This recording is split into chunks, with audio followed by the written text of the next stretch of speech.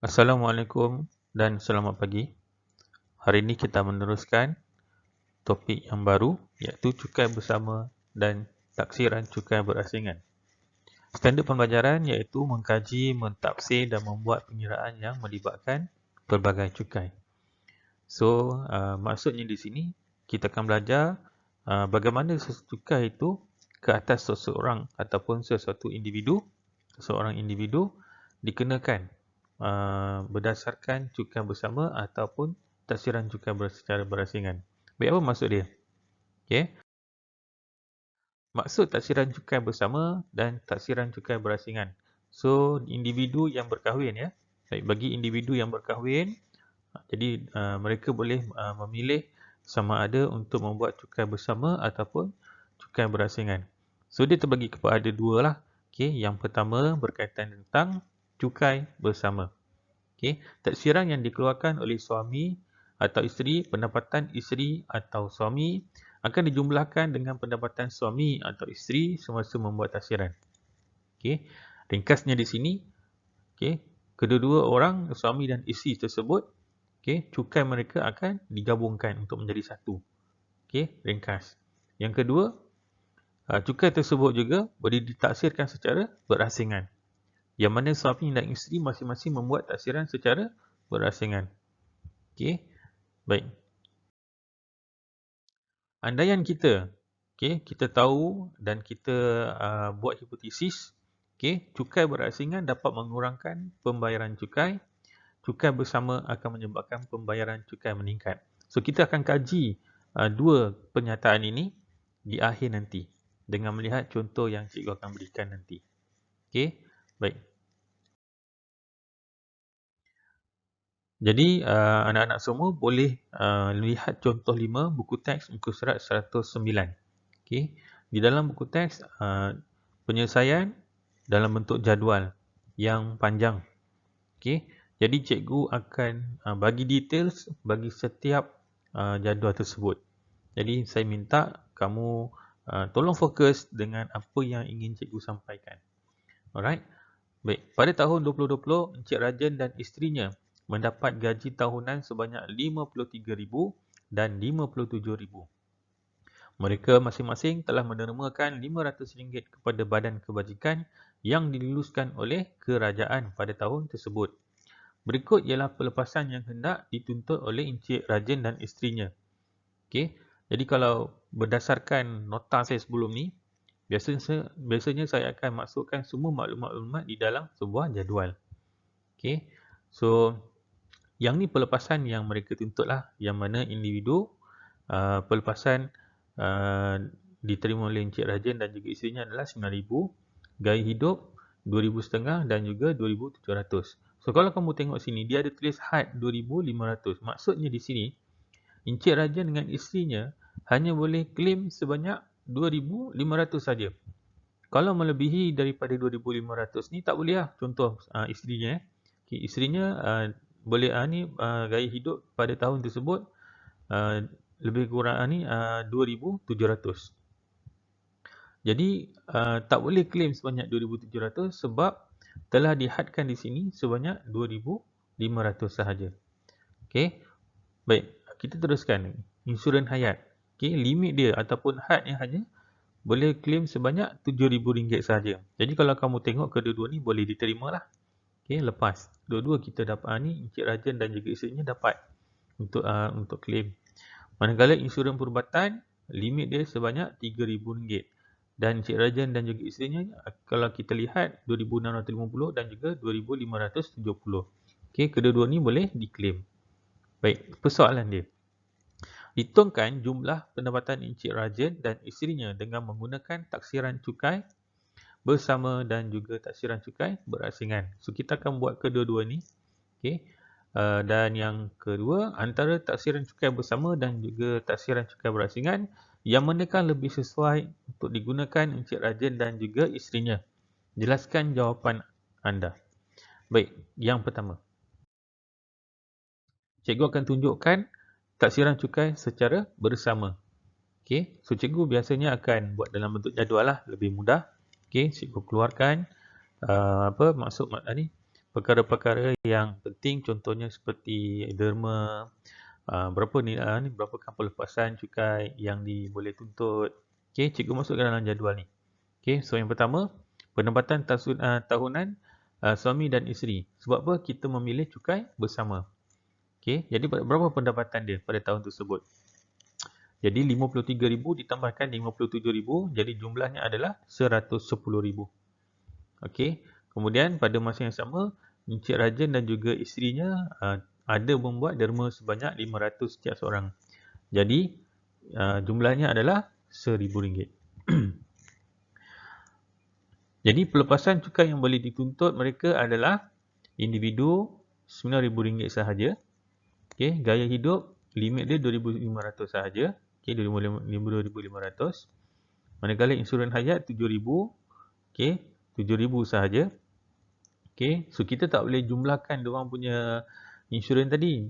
Okey, disebab kalau kita jumlahkan pun dia akan melebihi 7,000. Jadi dia hanya boleh claim sebanyak 7,000 saja. Okey.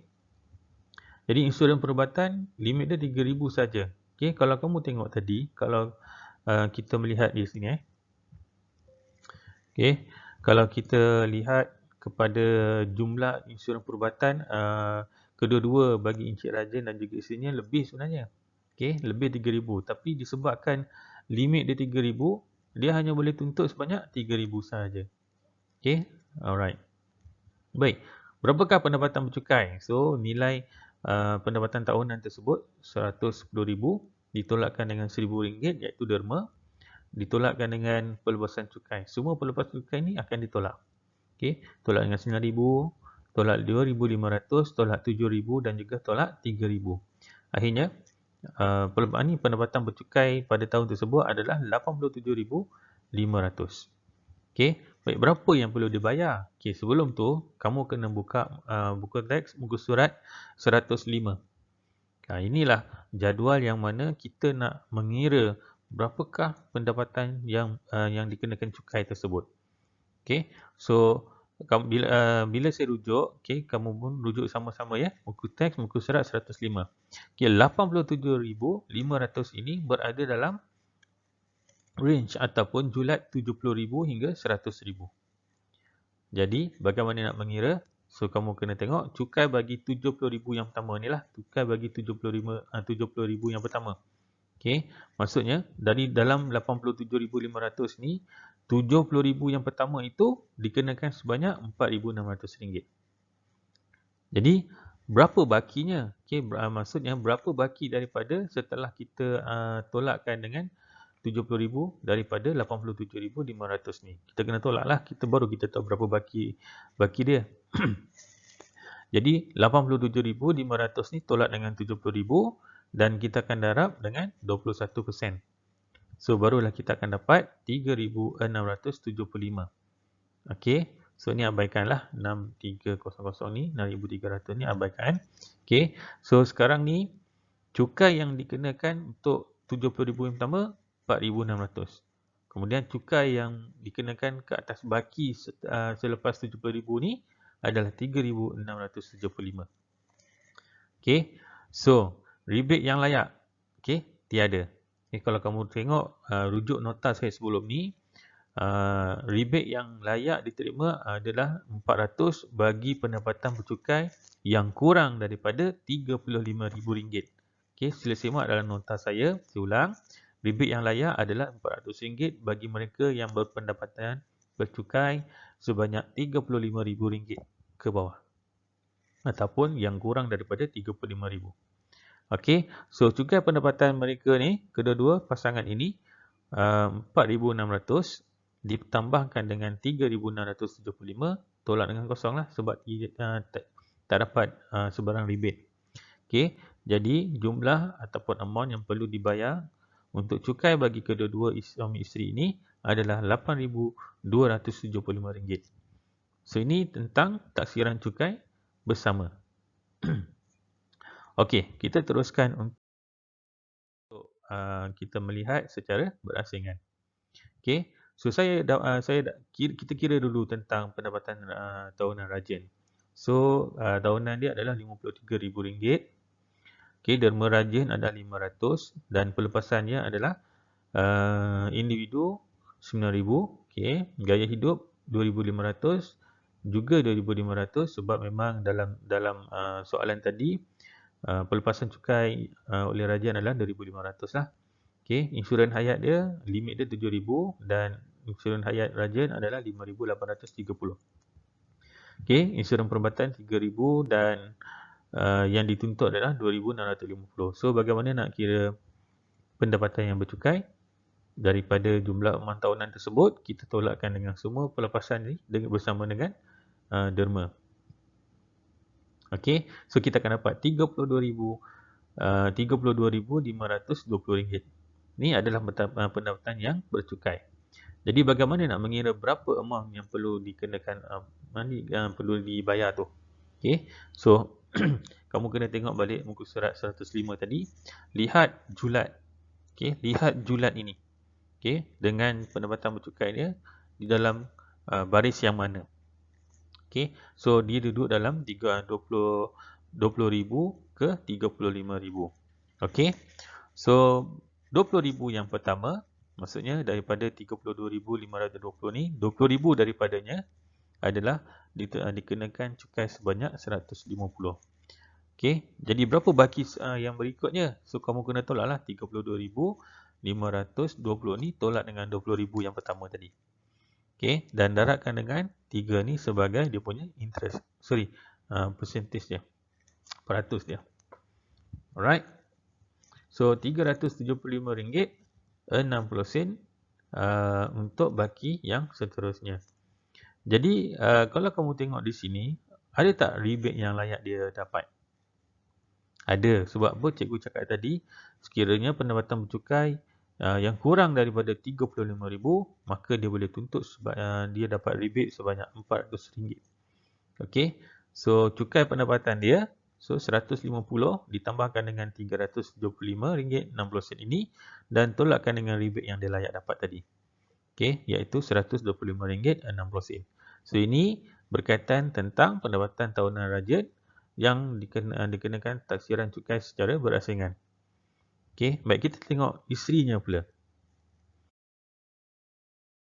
Okey, baik, sama pendapatan tahunan isterinya RM57,000 dan derma yang telah dikeluarkan sebanyak RM500. Pelepasannya individu RM9,000, samalah. Okey, gaya hidup limit dia RM2,500, tetapi yang dituntut oleh isteri Encik Raja ni adalah RM2,700.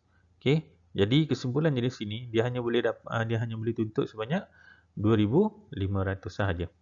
Okey, so insurans hayat dia RM6,000, okey, dia lepas RM6,000 ni. Insurans perubatan dia limit RM3,000 dan dituntut RM2,570. Okey, lepas. Okey, ni pun lepas, tak ada masalah sebab apa? Limit dia RM3,000. Okey. Jadi pendapatan bercukainya adalah kamu ambil pendapatan tahunan tadi, tolakkan dengan semua yang pelepasan dan juga derma ni. Okey.